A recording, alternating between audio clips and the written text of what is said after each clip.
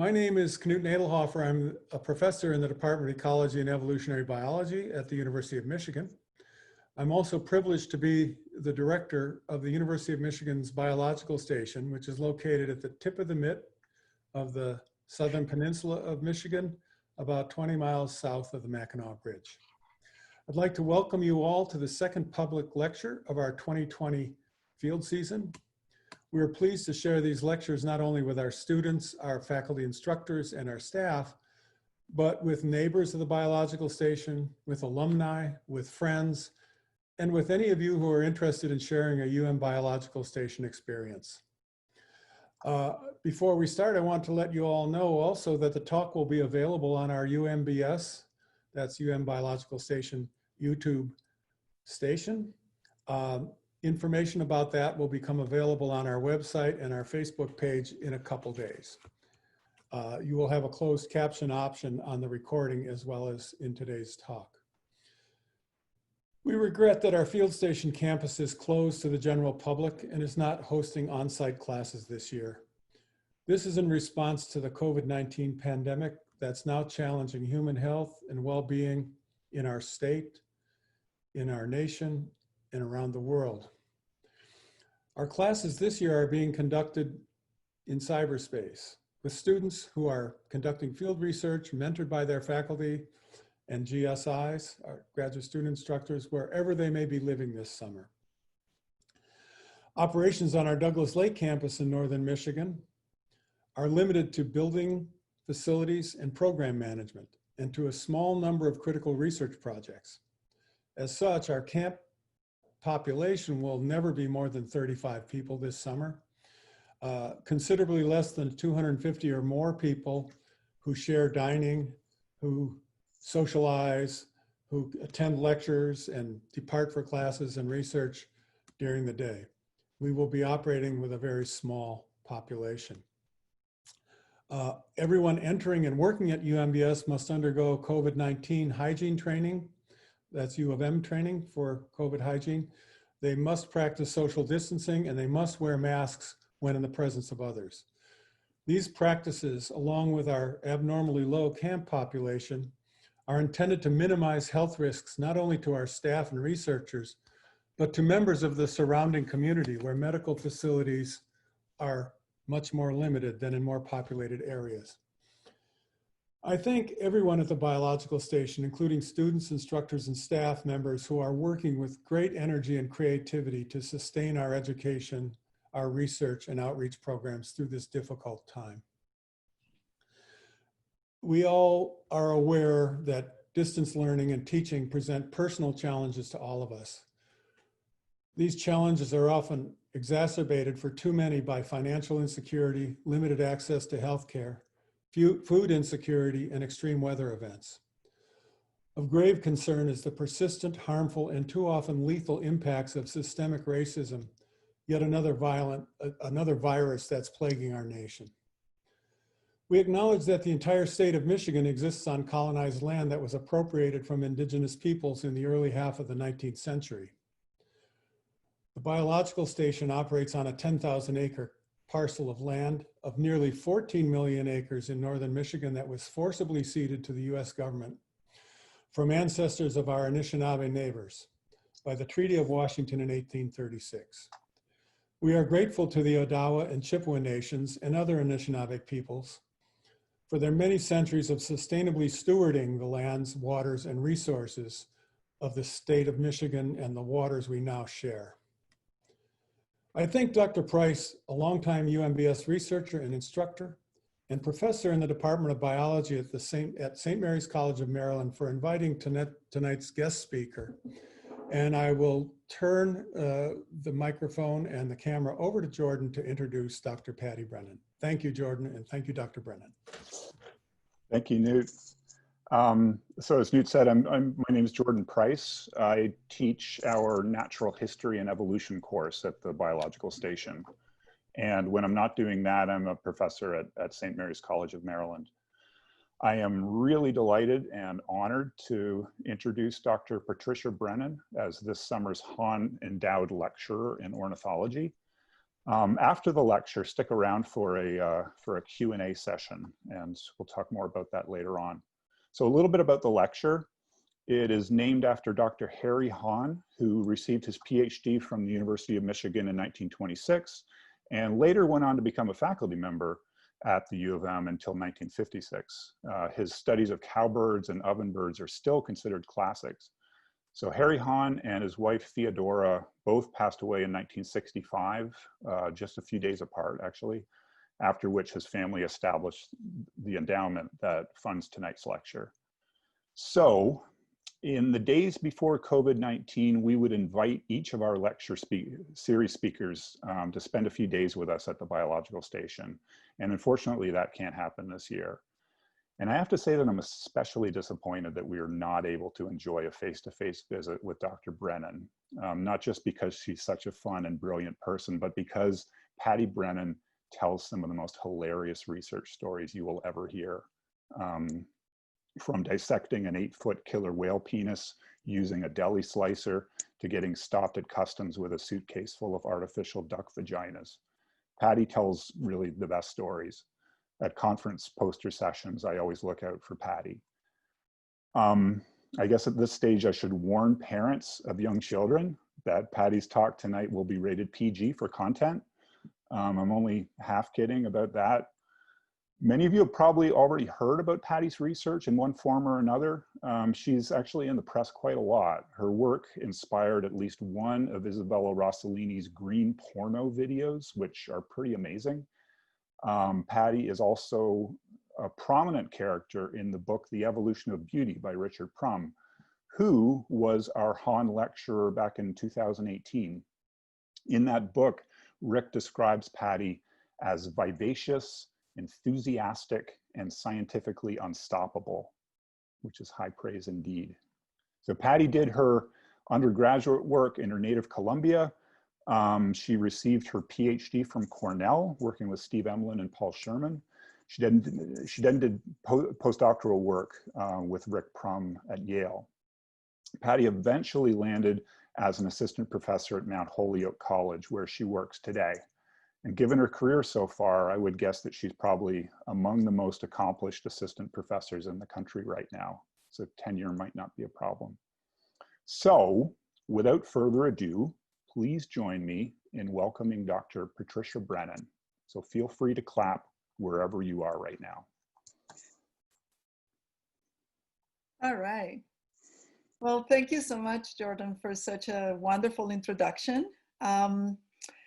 It is my great pleasure to be here tonight. And I'm just going to start by sharing my screen. So let's go ahead and do that.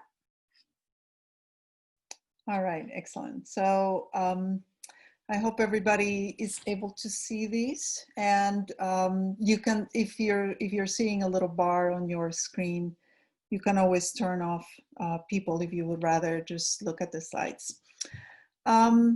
So I am super sad that I'm actually not at the field station right now. It's a place I've actually never been to, and I've heard absolutely wonderful things. And so I certainly would have loved to be there and interact with the wonderful researchers and public that visit the station. And so, you know, maybe in the future I'll have a chance again.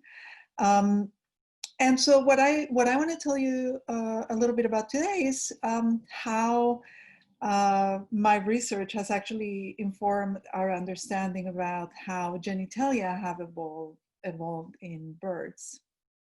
And I'll start by telling you a little bit about my PhD research. So when I arrived at Cornell, I was looking for a system to study, and I wanted to find something that nobody knew anything about. And not only that, but I also wanted to find a species that was actually found in Colombia so that I could visit my family on the way in and out of doing field work. And so I opened up the book, The Birds of Colombia, and you open it up and the very first family is the family Tinamini. And you start reading, and then it said something like Tinamous are very shy and secretive birds of the tropics.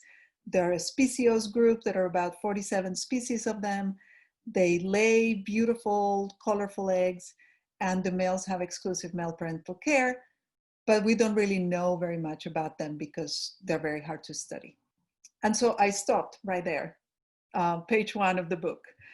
And when I went to talk to my advisor at Cornell at the time, Steve Emlin, who's of course a very famous ornithologist himself, he actually laughed when I told him I wanted to study tinamous, and he said, "You're crazy. You don't know anything about birds, because if you know anything about birds, you'll know that tinamous are impossible to study." But it turns out they were not impossible to study. I managed to do my PhD studying the great tinamu, and this, sadly, I couldn't do it in Colombia. I ended up going to Costa Rica, to La Selva biological station, which is an amazing place. So here are some pictures of some of the work I did. So on the top left, there's a male, and I hope you can see the little chicks crouch on the ground. They're incredibly well camouflaged, beautiful little birds. And the males laid their eggs, the females laid their eggs in 3 buttresses, and you can see the color of the eggs is contrast in the background. And yes, indeed, the male is the only one who takes care of the chicks. And it was an extraordinarily difficult project. It took hours of literal sweat, blood, and tears to complete this project. I was able to actually watch these animals pretty close. And I remember this one time when I watched them mating. So the female crouches on the ground when she's receptive, and she makes these little calls to the male, enticing the male. And the male comes over and he stands up on top of her and he threads a little. And then they touch their cloacas, which is a normal thing that birds do when they copulate. And it is generally called a cloacal kiss. But if you have ever seen birds mating, you will know that that's usually pretty brief. So the cloacas touch, and then the male comes off, and then it's all over. But this time, what I saw was not like that. So the male got on top of the female, and then he grabbed her by the neck, by the feathers of the neck. And then they kind of got up together, and then they walked around attached to each other. And when they separated, I saw this thing hanging off his cloaca, and I hope you can see my cursor moving there on this pinkish structure that's sticking out of the cloaca, and you can see that it's a spiraling shape, weird organ, looks like a little wine opener, sadly. Maybe not a connection anybody really wants to do, to make, but I was completely surprised, because as I watched this male, first of all, I had no idea what I was looking at. At first, I thought it was a parasite. And then I realized that the male was drawing this weird spiral organ into his cloaca. And then I thought, man, is that a penis? Do birds even have penises? Do tinamous have penises? Like I was at the lab of ornithology a lot of the time when I was at Cornell. And I had never heard the words bird and penis put together in the same sentence. So I didn't even know that some birds had penises. I assumed that everybody just had this little cloacal kiss, and that was it. So it was a really surprising moment. And of course, I made a note of it, and I said, "Oh, I gotta look into this and figure out if this is in fact a penis, and why is it so weird? Why is it all spiral and white and strange and big, right? Very, very, very large." And so this is all happening when I was a grad student. And so what ended up happening is I started looking into information about bird penises, and I found out that actually we knew very, very little about it, which was very surprising. Because of course I thought it was absolutely fascinating that some birds have a penis. And so I wrote a project for my postdoctoral work, and I submitted it to the NSF, and I got funding. And so I was able to start looking at the genitalia in birds. And so what I'm gonna do today is I'm gonna talk about some work that we have done kind of describing some of these very extreme genital diversity in birds, and tell you a little bit about the morphology of these very weird organs. And then I'm going to give you an in-depth example of work that I've done with ducks, with waterfowl, where we essentially have now understood the evolutionary driver of this morphology, which happens to be sexual conflict. And then I'm going to tell you about an experiment that we did to try to understand a little bit more about how you evolve these weird, exaggerated male traits. And then what my best guess right now is for why birds actually lost the penis. And I think it has to do with females winning the battle, and hence the title of my talk. And then at the end, if we have time, I want to talk a little bit about why do we study this weird stuff, right? Like, why would anybody go out of their way to study bird penises? It seems kind of like a weird thing to look into. So let's talk about then this weird bird genitalia. So as it turns out, biologists actually have been looking at genitalia for a long time. And we know that penises in particular are very diverse in most animals. And so these illustrations are from a book that was published by Bill Everhard already, 35 years ago or so, a long time ago. And on the left, there are illustrations of snake hemipenes. And on the right, there are illustrations of mammalian penises in different species. And as you can see, there is incredible diversity, right? And so this is an interesting evolutionary question because penises really, their job is to deliver sperm close to the female eggs. And you can do that with a tube. But these things, of course, are not like a tube, right? They're incredibly elaborate. The ones for the snakes, at least, they look like medieval torture devices. And so the question is, why would you ever need such an incredibly diverse structure? What else is it doing? It's clearly not just delivering sperm, is doing something else.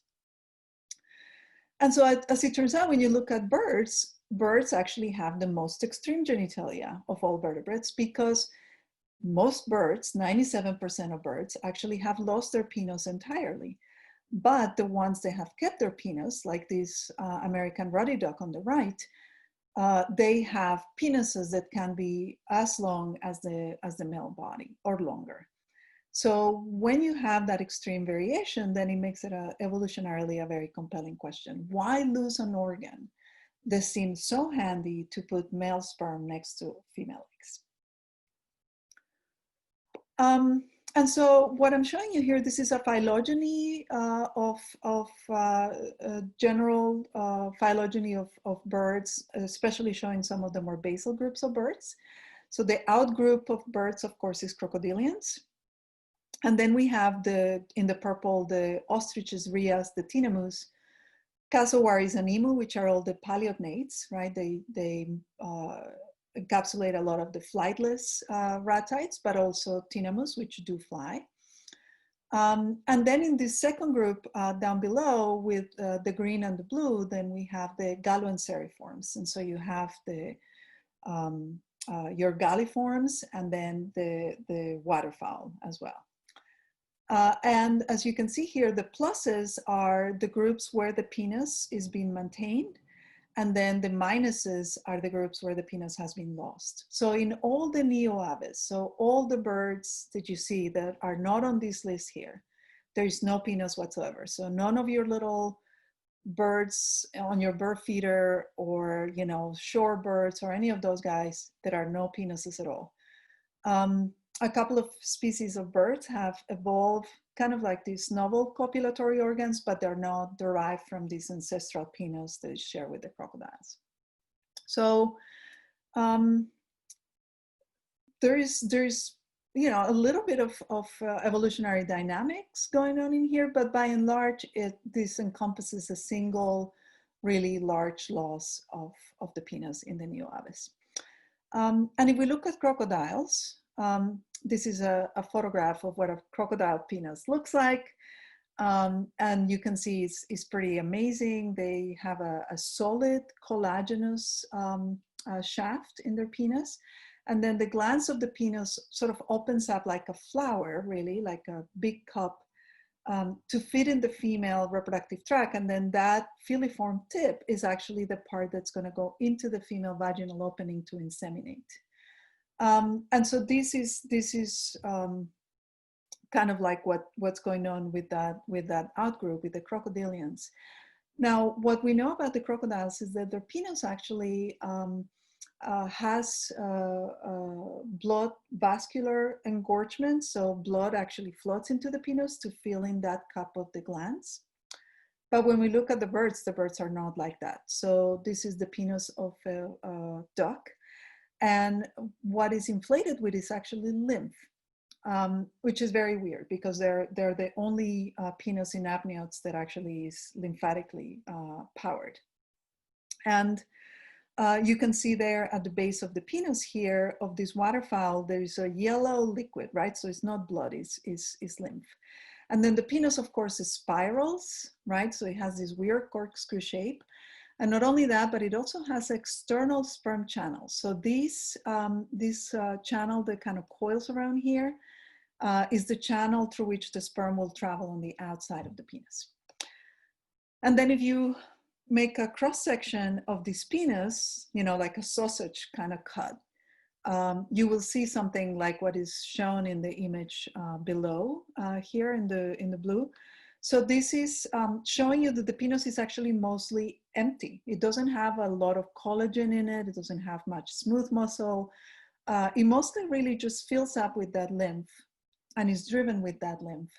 And it does have in the middle a bit of, you know, a tubular section of secretory cells that produce mucus to facilitate the penis moving. So this is a penis unlike the penis of pretty much any other amniote. So weird. Not only that, but some of the galliforms, and I discover also some of the tinamous, have what is called a non-intromittent penis, which is really weird. We don't really know why this even exists. But what it is kind of like just an enlargement of the cloaca. And the cloaca is the single hole that birds have through which every, you know, the digestive products and the renal products and the reproductive products come out of, right? It's just a one hole called the cloaca. So what you can see is that in these guys, there is an enlargement of the cloaca. Here's the undulated tinamu, kind of like a little tongue looking thing here. And in the turkey, an enlargement of these little bulbs. And you can see here a little bit of ejaculation coming out of at the base of this penis on the right. And so some of these galliforms, and so, you know, a rooster, for example, has one of these non-intromittent penises. So they don't go inside of the female reproductive tract proper. They go kind of like inside of her cloaca. But we don't really know very much about them, and we don't know, you know, why they're maintained and why they're as diverse as they actually are. And here is just an illustration showing you again some of the incredible diversity. So up on the top here, you can see a rhea. And you can see the rhea's penis is very similar to the tinamu. So it's corkscrew shape, and you can see the lymph at the base of that penis as well. Down here in the middle left, this is an ostrich penis. So the ostrich penis is interesting because it has a solid collagenous shaft, but it doesn't have that spiral in shape. It doesn't have that corkscrew shape. Unlike the emu, which is right next to it, so the emu does have that corkscrew shape, and it typically has at least one spiral, but it's rather a short penis. Over here on the right, below the tinamu, we have a maypoa, which is one of those mound builders that, a mallee fowl, essentially, they have completely lost their penis. So this is within the galliforms. But down here is a brush turkey, and the brush turkey actually does have a little bit of a hybrid between a non-intromittent penis and a regular penis. And here's, of course, the duck. And over here on the bottom right is a crassid. This is Crax rubra. So there is a lot of variation, not only on the size, but also on the surface elaboration of these penises. So you can see some of them have bumps and ridges, and later I'll show you some pictures where it'll be evident that some of them have spines as well. So lots of interesting variation here, all of it powered by lymph.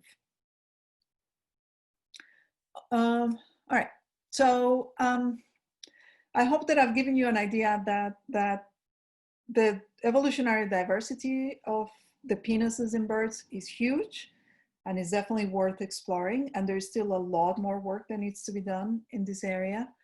But what I want to do now is I'm going to switch gears a little bit, and I'm going to start talking about the ducks and what we know about ducks specifically, and how did they end up with their weird looking penises. So first, a little bit about the general biology of ducks. So ducks are, of course, in my biased opinion, some of the most beautiful birds out there. Male ducks are well known for their absolutely spectacular plumage and their behavioral displays. In fact, they have been researched, for decades because of their stereotypical species-specific displays.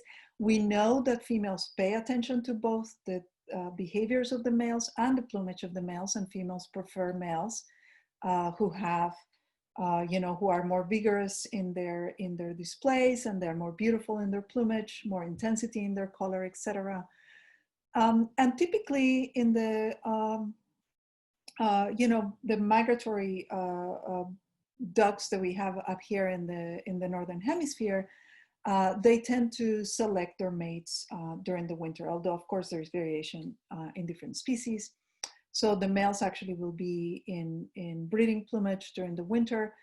The birds congregate in pools where the males have ample opportunity to display to females, and females have ample opportunity to choose among the males that they find that they prefer. And a lot of people would think, have traditionally thought that they are long-time monogamous, etc. They're not. Most of them are seasonally monogamous, though, and they will pair bond, through a series of back and forth displays, the male doing some dance and the female responding, etc.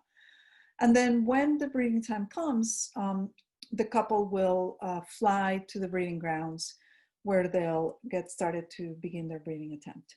And this is when the story of the ducks takes a dark turn, because what happens is that there are lots, for reasons related to the fact that females are the only ones who do the incubation, there are a lot more male ducks than female ducks, adults, in these breeding ponds. And so there are a bunch of males that are actually left unpaired. So what are they to do? Well, they could wait it out. Bad luck, they didn't get a mate that year. Well, they could wait until next year and wait and see if they get another mate next time. But of course, maybe you die, right? Maybe that's the last season because you're going to migrate and then maybe you'll be dead. So in some species, actually, males, what they do is they go to the breeding grounds even though they don't have a mate, and they look for females who are in breeding condition, and they force those females to copulate. Most of the time, this will happen in the water, but it can also happen on land, especially ducks that are more like farm ducks. You'll see this behavior quite often. So these groups of males find the females in the breeding grounds. They course the female. Females get hurt. They oftentimes can lose their breeding attempt. Their mate can abandon them if the forced copulations are too common. Their neck can be broken. The females can drown. So this has really serious consequences for the reproductive success of females. So females definitely don't like that. So what is interesting then about the ducks is that we have a system where we can really study the coevolution between the female preference and the male display, which is very distinct from the coevolution between,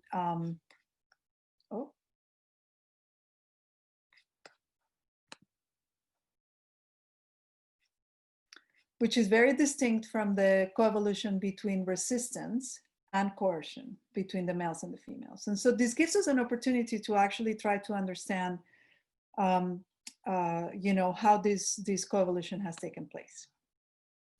So as it turns out, there was a study a few years ago that had shown that the penis length in waterfowl was correlated with the degree of forced copulations that the males impose on the female. So essentially, when there were more forced copulations, the male penis tended to be longer, okay? And there was also evidence that ducks can have extraordinarily long penises. So I don't know if any of you remember having seen this in the cover of Nature in 2003, but this is an Argentine ruddy duck. And you can see the penis of this male was 43 centimeters long, which was longer than the male's body. So, you know, this was clearly an interesting system to look at genital evolution in birds and try to understand why such extreme diversity. And then, of course, you know, to look and examine to see what might be going on the female side of things. And so if you look at the vagina of ducks in general, of birds in general, what you'll see is the birds have a single active oviduct, which is on the left side. So here's the entrance of the cloaca, and then this area that's circled with the white is where the vagina is. In this diagram, it's not even labeled. But then here we have the shell gland and then the rest of the oviduct, which is where fertilization will take place. But if you remove the connective tissue that wraps this vagina and you stretch it out, you'll see, like on the right side, there is essentially a folded tube. So this is a quail.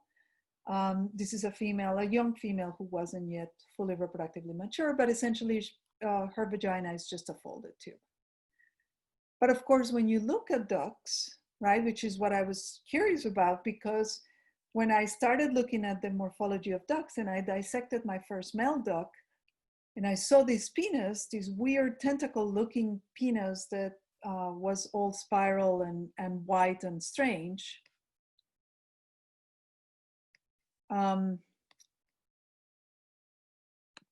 It was, you know, I was very curious to see what was going on in the female. And so when I did that with the duck, I unwrapped that section of the vagina, and instead of a normal tube, what I saw was a series of blind pouches followed by a series of spirals.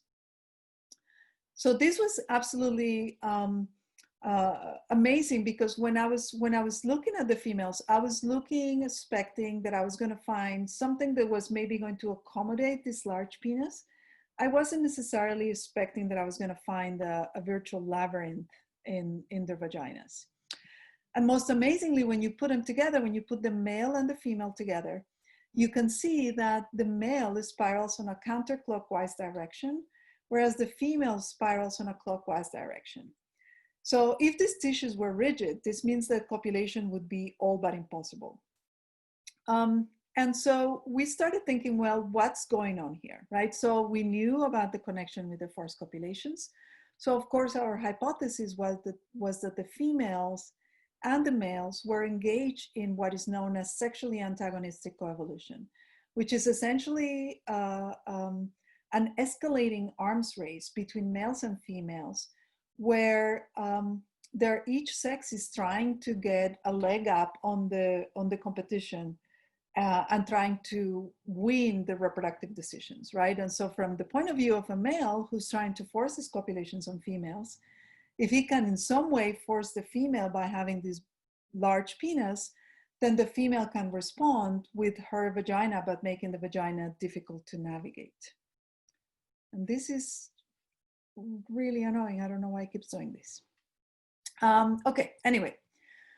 So we needed to test this hypothesis, and this is how we decided to do it. So the first thing we did is we conducted a comparative study. So what I'm showing you here on the left is pictures of different species of ducks. So the two on the left, A and B, are a harlequin duck and an African goose, both of which don't have any forced copulations at all. You can see that the male penis is pretty short, and the penis is here on this side of the photograph, so here and here with the star. And then the female vaginas, you can see that the female vaginas are essentially pretty straight, normal tubes. And compare that to C and D. C is a long-tailed duck and D is a mallard. And you'll see that the males have very, very long penises and the females have very convoluted vaginas. And what we found was a very significant association between the size of the length of the penis and the number of spirals and the number of pouches that females had in their vaginas.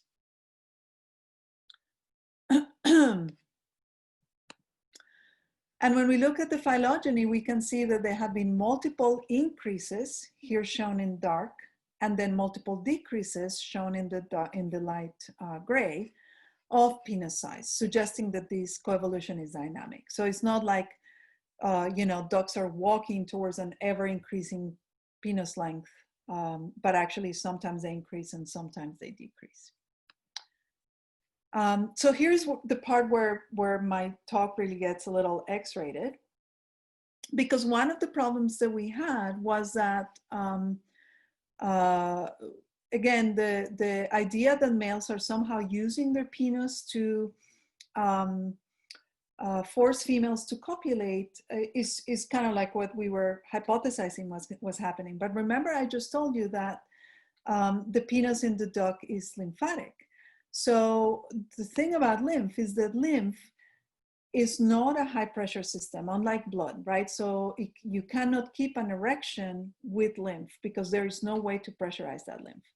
So we had a problem, because then how can you force a female to copulate if there is no way to maintain that high pressure in the penis? And so we needed to find out actually how these lymphatic penises work. And it turns out nobody had really figured this out.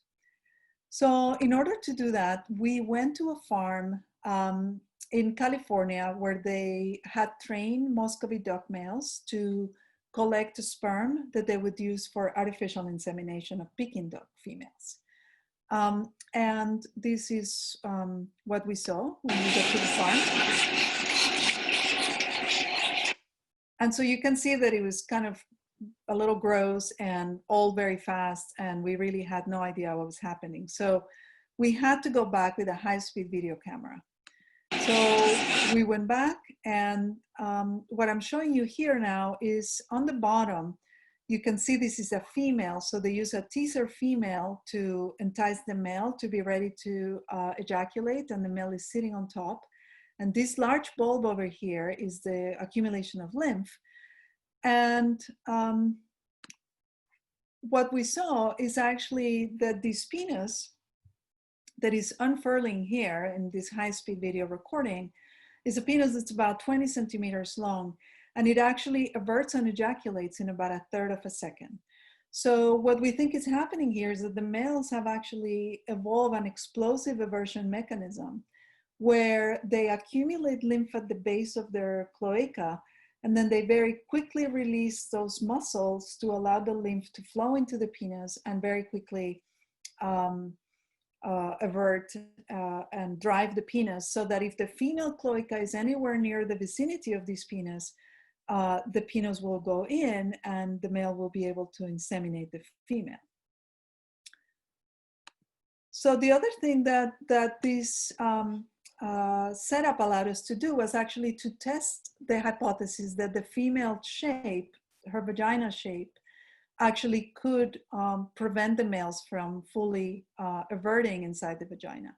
So we built these glass containers and we classify them in what we call the easy challenges. So a straight tube, or a tube that was in the same direction as the male penis, so counterclockwise. And then we had these female-like barriers, a clockwise barrier and then a 140-degree turn. And we went back to the farm and we tested them. So this is showing you what that was like. So here is the penis everting on a straight tube. Here is the penis everting on a counterclockwise spiral, and you can see it works just fine. It everts and ejaculates, no problem. This is what the female-like barrier was like. So this is a clockwise, and you can see the penis gets stuck in there. And then here is the cul-de-sac, so that 140-degree turn. And you can see that the penis also gets stuck in there. So this was really amazing. So we repeated this multiple times. And it turns out that by and large, the males are unsuccessful at fully everting their penis in the female-like challenges, but they're mostly successful at everting their penis in the easy challenges. And this is a photo of my collaborator, Chris Clark, Dr. Chris Clark, who actually filmed, he had a high-speed video camera, and he actually filmed these videos, and he probably will never forgive me for it. Anyway, so this is what we think is happening here. So what we think is happening is the females have the ability to regain control over the fertilization of their own eggs, because even though they can't prevent forced copulations from taking place, what they can do is they can stop unwanted males from fully averting in their reproductive tract, right? And therefore their sperm are going to end up lower in the cloaca, where the female can more easily get rid of it. And of course, I can imagine that a lot of you are thinking about, you know, oh, well, but if the female has a labyrinth for a vagina, how does she have sex with her mate, right? Because remember, she still has to be able to have sex with her preferred mate. Oh, all right. But before I tell you that, I will give you a little bit of further data on the fact that actually these forced copulations are not very successful, right? So we know that the females have come up with a way to thwart the males from gaining insemination. Because, for example, in gadwalls, where 30% of all copulations are forced, only 4% of the offspring are sired by males that are not the female's mate. And in mallards, is about 40% of all observed copulations are forced, and only 3 to 5% of the offspring are sired by those males. So here's what I was going to say about how females have sex with their own partners. So it turns out when females are going to have sex with their chosen partner, there is a whole precopulatory dance that takes place. And then the female adopts the receptive position with her body stretched out and her cloaca gaping out of the water. And that cloacal gaping is the exact same movement that we see when birds are about to lay an egg. And we think that, you know, if you think about an egg going down the oviduct, an egg is pretty big. And what we think is happening is that the female has the ability to relax and contract her oviduct, and that this allows her own mate to actually be able to inseminate and get his penis farther inside her reproductive tract, effectively bypassing some of these barriers. And of course, as you can imagine, this is a really hypothesis to actually test, because it's happening on the inside of the female in a folded tissue, and is happening at an incredibly high speed. So we actually don't have a really good way to test this hypothesis that doesn't involve some you know, killing of multiple females, so that we can see whether this is right or not. And so I keep kind of hoping that we can figure out a way to do it that doesn't involve sacrificing a bunch of females. But this is what we think is happening to the best of our understanding right now.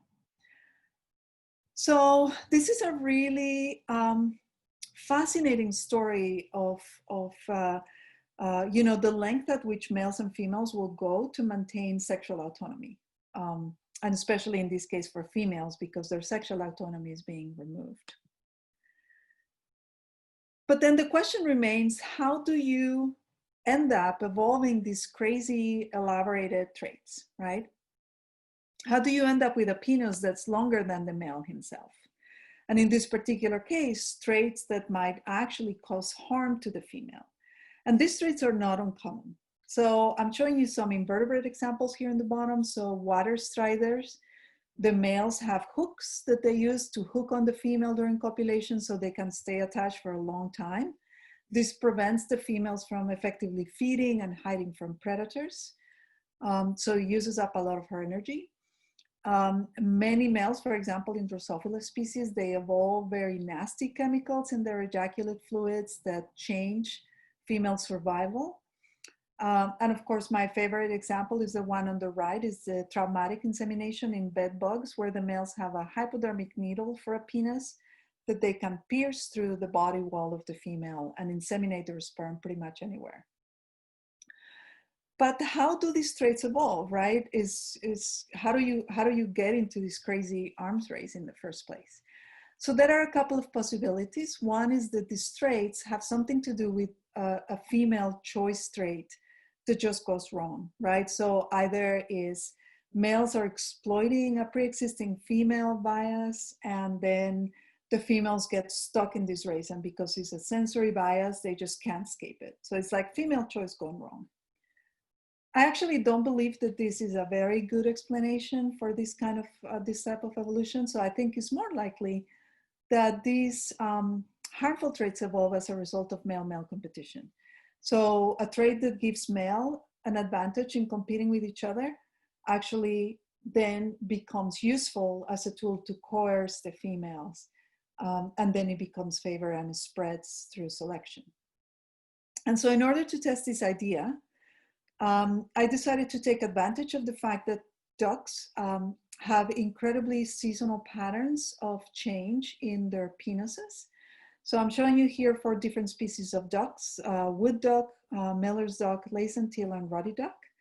And you can see the difference in the penis size between the non-reproductive and the reproductive season. So as you can see, the penis not only grows in length, but it grows in width, and it grows in the surface elaboration. You can see here in the ruddy duck, for example, at the base of the penis, all of these black dots are actually black keratinized spines. So the fact that ducks have this seasonal pattern, and this is all data, so we have known this for a long time. This is a paper from the 60s showing how the size of the penis changes dramatically throughout the year. So we decided to take advantage of this to test this idea that maybe that seasonality allows for a phenomenon known as phenotypic plasticity, which is individuals that have the same genes, they can actually end up looking very different depending on the environment that they're in. And this is a well-known phenomenon in plants, for example. Plants that grow in dry soil versus moist soil will often end up looking very different. But it's not something that certainly has been tested in the context of genitalia very much before. And so what we predicted is that, you know, if there is phenotypic plasticity that responds to the level of male-male competition, we should be able to see changes in the length of the penis of males when we put them under those different conditions of competition. So what this graph is showing you is just this idea that if there was no plasticity, when you have competition versus no competition, the line is just going to stay flat, right? But if you have any kind of a slope on that line, like for example, here in the bottom, going from no competition to competition, this kind of line would indicate that competition is driving increases in penis length. And this kind of line up on the top would indicate that competition would drive decreases in penis length. So we were actually predicting that we were probably going to find evidence of this scenario, right? That under competition, some of these penises at least will grow longer. So we did these experiments at the Livingston Ripley Waterfowl Conservancy, which is in Litchfield, Connecticut, and is one of my favorite places. And any of you who is a waterfowl lover should definitely go and visit because it's really absolutely beautiful. And we set up experiments, and essentially the experiments where we set up pens where we had a male and a female alone, and we had 10 of those. And then we had large groups where we had groups of males, 7 or 8 males with 4 or 5 females. And we had 2 large groups like that. And those groups, we randomly assign individuals to each one of those treatment groups. And we caught the males every 2 weeks, and we averted their penis, and we measured it, and we determined how long it was. And so we did this with 4 species of ducks. We did it with mandarin, scaup, laysan, and ruddy. And these are arranged in order of the degree of male-male competition that they normally experience in their mating systems, with mandarin having the lowest, followed by scaup, then laysan, then ruddies. And then their penis size, right? So mandarin have a fairly small penis size, certainly compared to ruddy ducks. And so we predicted that, you know, if you have a small penis and you're unlikely to have a lot of male-male competition because there's not a lot of force extra per copulation, then you probably wouldn't show evidence of having any plasticity. But if you have a lot of male-male competition and you have a lot of forced extrapair copulations like the Laysan, that we should see a lot of changes in the size of the penis. So I'm going to show you what we actually found. And this was kind of like one of those crazy ideas where you're like, oh, this will be so cool, but you know, it's probably not going to work. So we were actually quite pleased that it worked, and it worked really amazingly well. So what I'm showing you here is the data for the lesser scope. So we did this for 2 consecutive years, and every year we reassign males to different treatments. So on the x-axis, so on the bottom here, this is the day of the year, right? So the day 0 would be January 1st over here. And this continues on because this was the 2nd year. But again, this would be January 1st of the 2nd year of the treatment. And what I'm just quickly gonna tell you is that if you look at the pairs, which are shown in yellow in both of these graphs, the males in the pairs, so the males that were housed just alone with their female, have much smaller penises than males that were housed with other males, which were group 1 and group 2. And those males, not only did they grow significantly longer penises, they actually kept their penises long for a much longer period of time during the season, okay? And so that's really strong evidence that these penises are giving the males an advantage on their male-male competition, which is really cool. Now for the ruddy ducks, we had predicted that we were going to find no plasticity whatsoever because their penises are already so huge that we were like, well, evolution won't be able to push that giant penis size any longer, so we probably will find no plasticity. So we were very surprised to find that in fact there is a lot of plasticity, but exactly in the opposite direction that we predicted. So what happened in year 1 is that, and in year 2, both years, males in the pairs grew longer penises and kept their penis longer for a longer period of time than males in the groups, shown in the green, okay? So what's going on? That was totally surprising. So what happens, and what we discovered that nobody actually knew before, is the ruddy ducks form dominance hierarchies when they're kept in these groups. So only one male will become the dominant male, and this is this guy right here with his beautiful blue bill and his ruddy colored chest and his white cheeks. So he's the one dominant guy in the group. And then these guys are also in his group, but you can see that this guy, his bill is not totally blue and his chest is not very ruddy. And this guy has like nothing going on, right? He's got no blue and no ruddy. So one male, typically the largest male, becomes the dominant and he prevents everybody else from entering reproductive condition. And so this is what that looks like. If you look at this is data only for year 2. So this is what happens in the groups. Each one of these individual graphs is a male, right? So you can see, for example, this green male here and this blue male here. These males grew their penis large. They kept it long for a long period of time.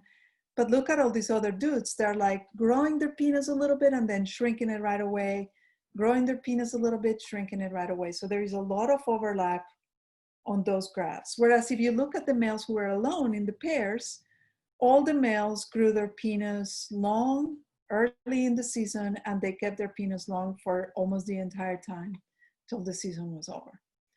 So this is really cool because it indicates that these penises really are super dynamic, right? They're very responsive to the level of hormones and probably likely stress hormones that are derived from constantly fighting with other males to try to dominate the group. Now, I'm just going to quickly tell you about the mandarin and the Laysan. So for the mandarin, the experiment didn't work very well because their penises were very small and it was very difficult. So I only ended up having data for one group on the 2nd year, but from the preliminary statistical analysis that I did on this, they did not appear to be significant differences between pairs and groups. With the Laysans, it was really crazy though, because what happened is Laysan teal they do forced copulations all the time. They really are incredibly violent. And what happened here in the second year is actually I had to end the experiment in one group because the males killed all the females within about a week. And then once females were dead, they actually turned on one another. So the males would actually force copulate on other males. So, you know, a pretty violent response to forced copulation, which of course has to do with the fact that they were in captivity, right? Because probably in the wild, this would never happen naturally. They would move away from each other, of course. So anyway, but from kind of figuring out what happened here with these different species, we found evidence, in fact, of phenotypic plasticity. And I'm not going to walk you through all of this. I'm just going to show you the graph. And so as you can see for the Laysan and the Mandarin, we don't seem to have evidence that there is any kind of plasticity. So the penises don't seem to change between the control and the competition, but they do seem to change dramatically, or they do change dramatically both in the ruddy duck and in the Laysan, in the lesser scaup. And so what that means is that actually there are underlying genetic differences on the ability of males to have any plasticity on their penis length. And those differences seem to be associated with degree of forced copulation that they impose on females. And so this is very cool because it's, again, new evidence that there's phenotypic plasticity on genitalia, which has not or hadn't been reported in any vertebrate until now, and showing that the penis, in fact, responds to male levels of male-male competition. All right, so moving on, we are going to just very quickly touch on the idea of losing the penis, okay? And I'm not going to there's a lot of technical detail here. I'm just going to quickly tell you that we did a study where we did a comparison between chicks and ducks, okay? Because remember, chicks end up with a non-intromittent penis, whereas ducks end up with a fully intromittent penis. And this is what you can see here in these photographs. So here is the genital tubercle of a duck, and this is the genital tubercle of a chick. So this is what will become a fully intromittent organ, and this will not. And what we were able to see is actually that early in development, both male and female birds develop the same. So the sexual development is the same. And at some point in the females, which is what is shown in here, in the females, they that genital tubercle starts essentially being reduced. And so what that means is that the female birds already have a pre-existing mechanism to take this growing genital tubercle and essentially reduce it, right? So if you're a male bird, well, if you are going to get rid of your penis, it's actually fairly easy, because all you have to do is you have to tap into the female pathway that already exists, and then the penis is going to be reduced. So originally I had this idea that, well, it would be so hard to lose a penis because you would need like all these stages of like reduction of size, which would be presumably not very advantageous evolutionarily. But actually it's not like that. Developmentally, you can just do it with an easy switch by tapping into that pre-existing female pathway. And so I think that's cool, because it, at least in my mind, it helps to answer the question of how would you lose a penis when a penis seems like such a handy tool, right? So there are many, many hypotheses for why birds have kept their penis and why they have lost their penis. And they have been proposed over the years. So the ideas for why birds have kept their penis have to do with maybe some of these species copulating water more often, like waterfowl do. But of course, that's not true for things like tinamous and ratites and rheas. So that's probably not a good hypothesis. The other idea is that it has to do with ensuring paternity, because a lot of these species, the paleognates, for example, they have a lot of male parental care, exclusive male parental care.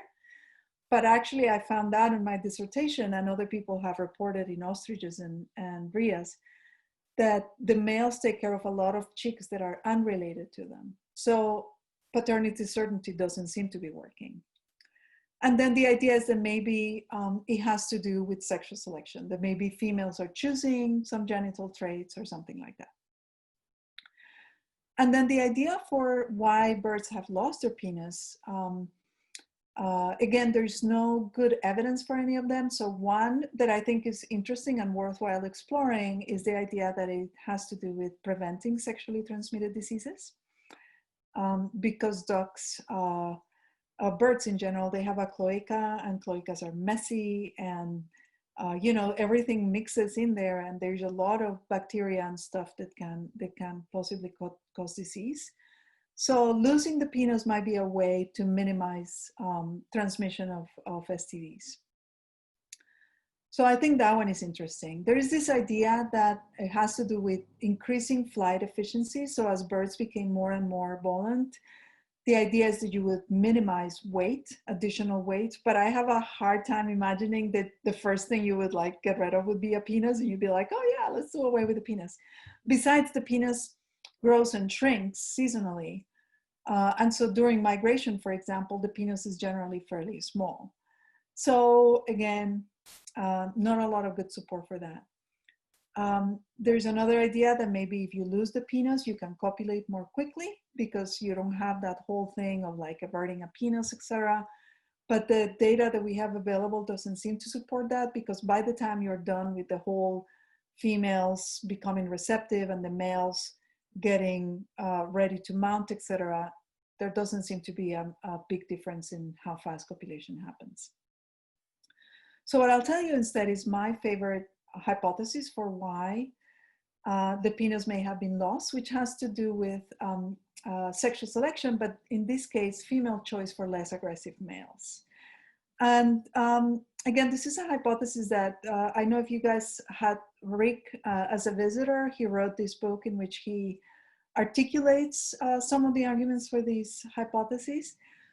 But essentially, the idea here is that forced copulations are actually very, very rare in birds that don't have penises. Okay, so the penis helps males to force copulate on the females.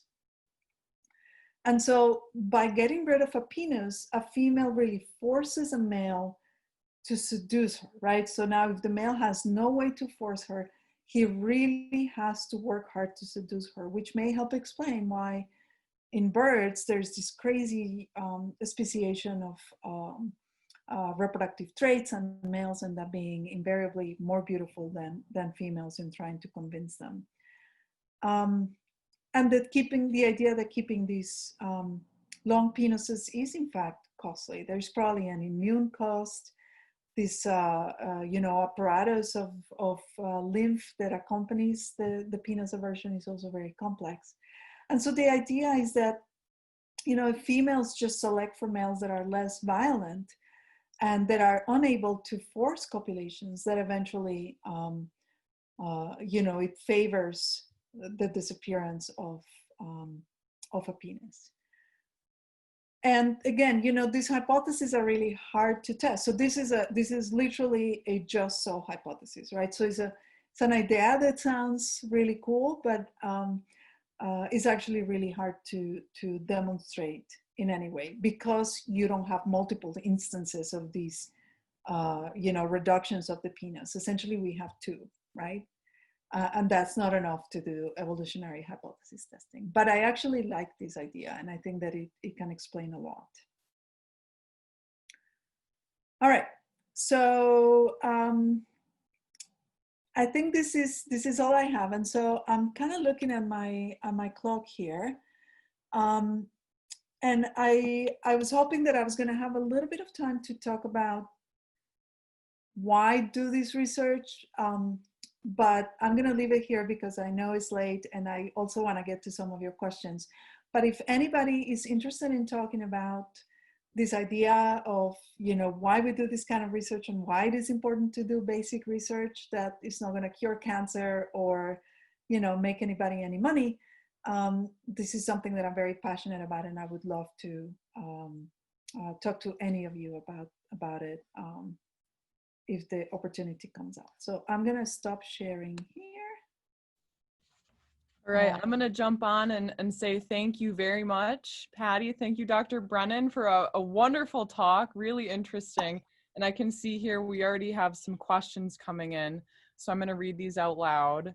Mark asks, first he says, great talk, Patty. Given that the tinamou penis is spiraled like in ducks, is the female tinamou vagina similarly complex as in ducks too? Yeah, yes, it is. So we have done all the work. We haven't written up the paper yet, but there is coevolution between the male and the female in the tinamou as well, but it's completely different than what we see in the ducks. So the complexity in the female, their vaginas are just folded like an accordion. Right, and so they're just like folds, folds, folds. They don't have blind pouches and they don't have spirals. They essentially just have accordion-like folds. And so I have to write the paper, and I think that in tinamous, it's probably coevolution between, you know, the increasing length of the male and then the female increasing, accordingly increasing the length of her vagina. So is more likely to be a you know, a female choice process rather than a sexual conflict process. Certainly, tinamous don't force copulations, at least as far as I know, or anyone else has ever reported. So yeah, thank you for asking. Great. So Ruth has a question. Shout out to Ruth. She's one of our general ecology TAs this summer. So Ruth asks, it seems a little contradictory that if FC drives increasing penis length, the species with the largest penis have a negative effect on penis length with male-male competition. Why might that be? Surprised me. Yeah, me too. So again, you know, what I expected is that directional selection would have pushed penis size already, so you had nowhere else to go, right? So you couldn't make it bigger, therefore more or less competition wasn't going to matter. So I wasn't predicting an increase because I didn't think an increase was possible, but I certainly wasn't expecting a decrease. But what explains it is essentially these dominance hierarchies. So in nature, and again, this is just remember, this is an artificial setup, right? So if these birds were out in a pond and you're a male and you arrive at a pond and there's a male that's bigger than you and he starts beating you up, well, you're going to fly off and try to find a different pond where you're not going to get beaten up as much. And so I think this is why nobody really knew that, but we know that corticosteroids are in direct opposition with the action of testosterone, right? And so if you have very high levels of stress hormones, that's going to prevent the action of testosterone. So if the birds are really stressed because they're being beaten all the time, they're just not physically going to be able, physiologically, they're not going to be able to grow their penis because the stress is going to keep them from becoming reproductive.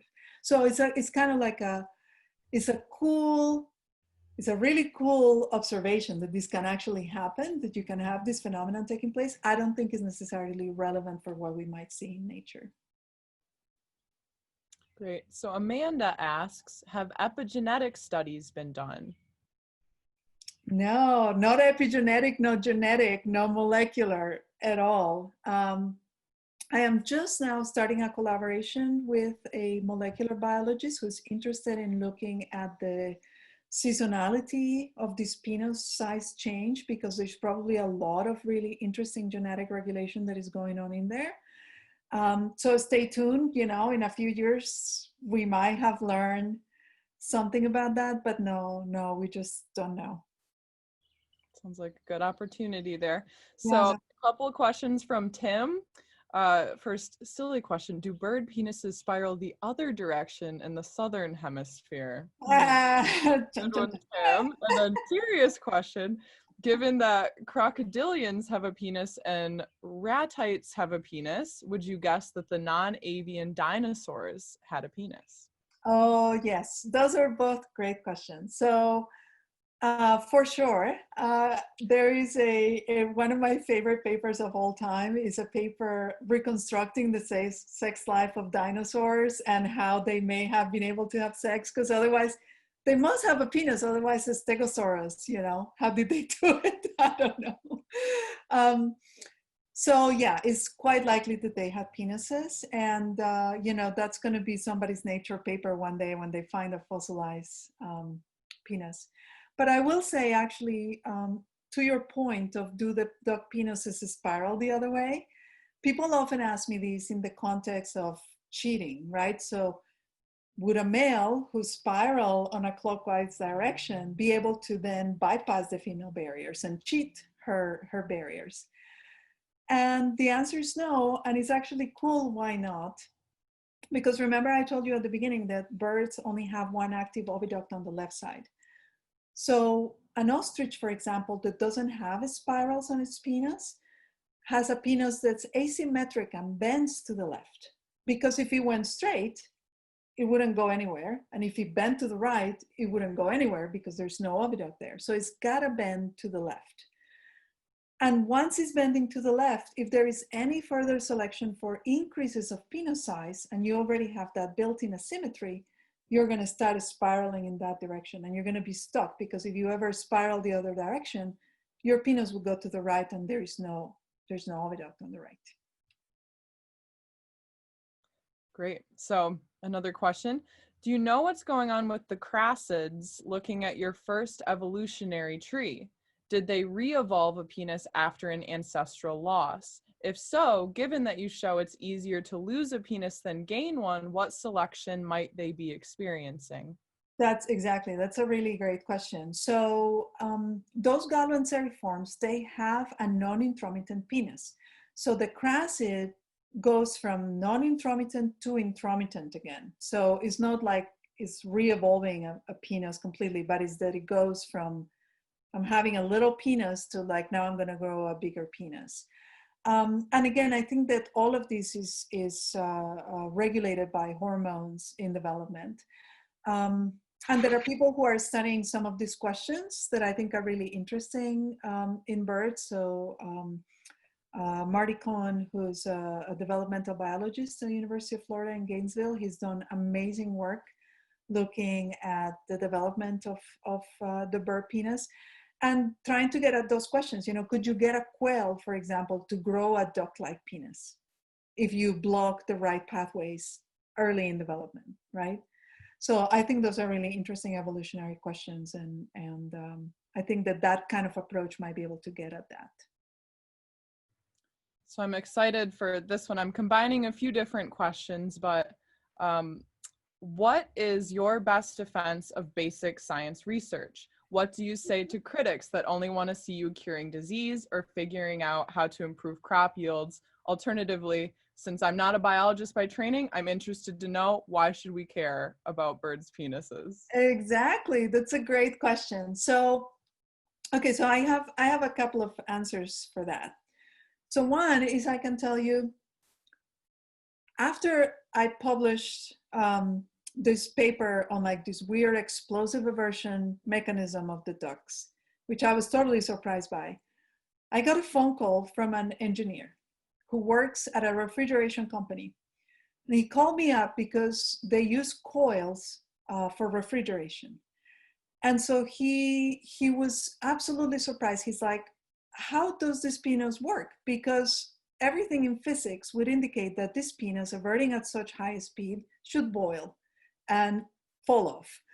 And clearly that's not the case. So how do these birds, how do the physics of the system actually work so that these birds can have this crazy quick aversion mechanism? And he was interested in this question from the point of view of coming up with a refrigeration answer, because this is what he does.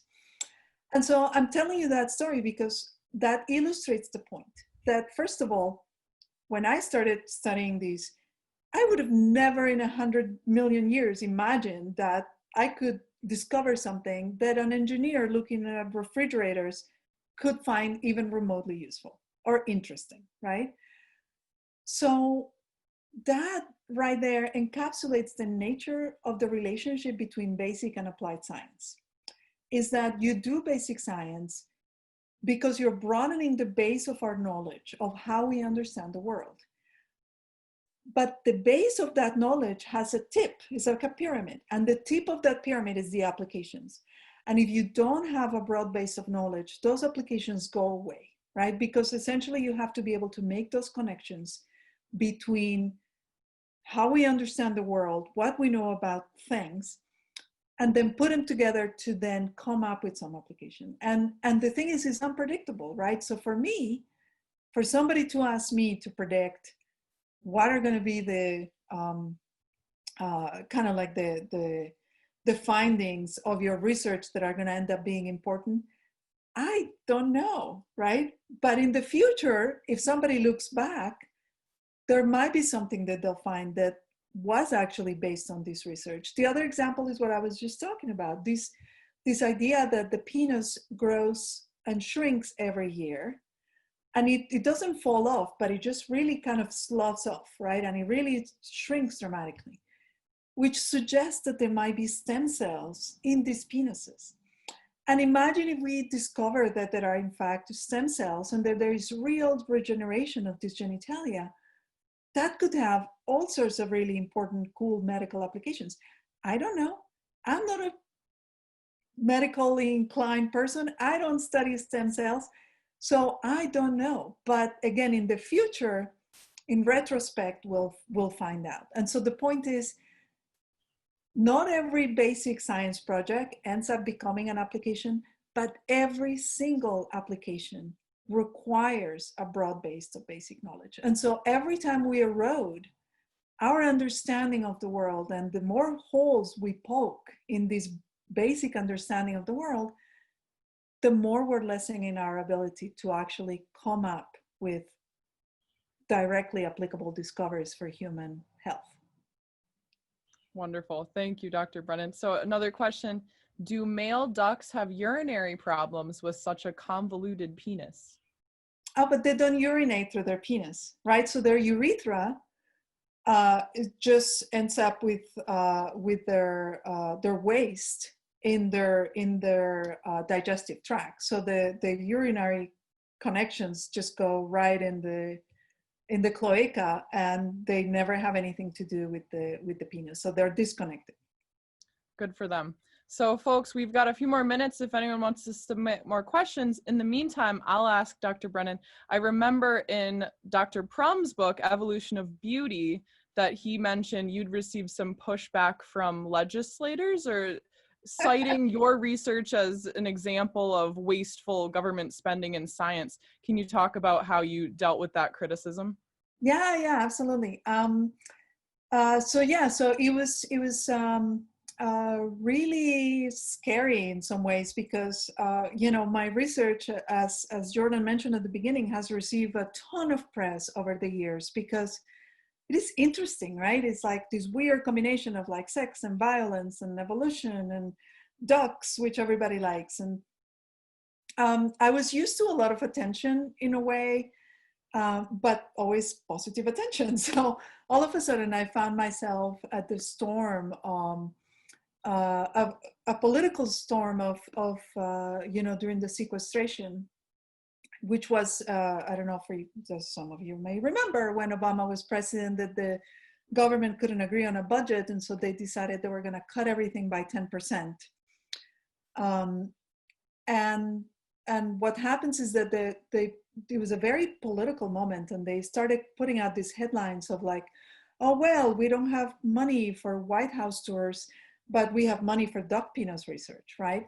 And so it was kind of like this double thing. It was, one is like, not only is it like,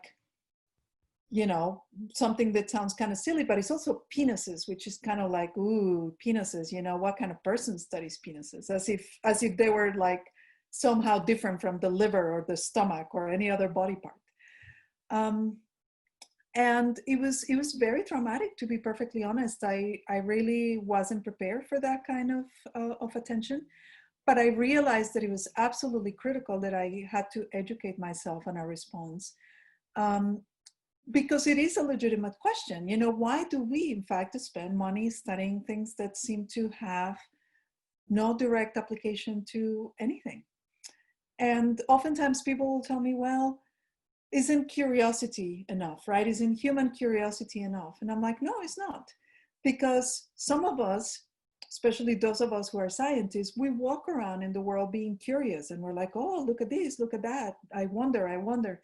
But there are lots of people in this country and in the world who are just like making a living and they don't have time for curiosity, right? They're like worried about how they're going to pay their bills. And those people are taxpayers and they're paying for our research. So we need to be able to justify, you know, why basic science is important. And I think it's an easy justification. And so that's literally what launched me into this outreach campaign, because it became painfully clear that as scientists, we're not prepared to answer these questions. And we need a lot more preparation. So I have written a lot of articles and I go all over the place and I talk about this and I give lots of examples of this, hoping that we can actually become a little more effective on defending the importance of basic science, which I think is really critical. Thank you so much. So another question, how do FEPCs persist evolutionarily when reproductive success is so low? Yeah, it's an excellent question. And so my best answer is that 3 or 4% success is still better than 0. Okay. And so, and the other thing is that forced copulations are not only performed by the males, the loser males, they're oftentimes also performed by males who did manage to get a mate, but whose mate is now sitting on eggs. So once she starts incubating, he's like sitting there, you know, twirling his his so-called thumbs, birdie thumbs. And so one of the strategies that the males have available at that moment is start forcing copulations on other females who are still available. So if you do nothing, you get 0. If you do something, you might get 4%. So 4% is not a lot, but it's better than 0. So how hard is it to do this research without hurting the animals? It's very hard. This is why I mostly concentrated on the males, because the males, you don't have to kill them. You can put them in these different experiments and you can just pop out their penis and you can measure it and they, you know, they don't mind it at all. So doing the males is a lot easier than doing the females. Once you're doing the females, you really need specimens because you need to be able to dissect their vaginas. And I am very unwilling to sacrifice animals. I do get specimens often from people who are doing other projects and they're collecting other tissues, and then I'll ask for them to collect reproductive tissues for my research. And that's how I have gotten a lot of my specimens.